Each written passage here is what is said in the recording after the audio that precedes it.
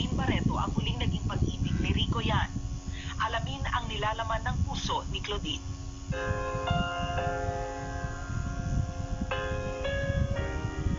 Claudine, kahapon, nagpunta ka doon sa burol ni Rico.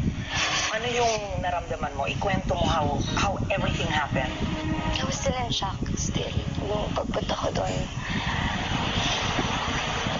But I was, parang may butterflies sa tiyan ko. I just wanted to go there and see him and, talk to him. Kasi iba kasing nandyan, nakikita mo. Oo.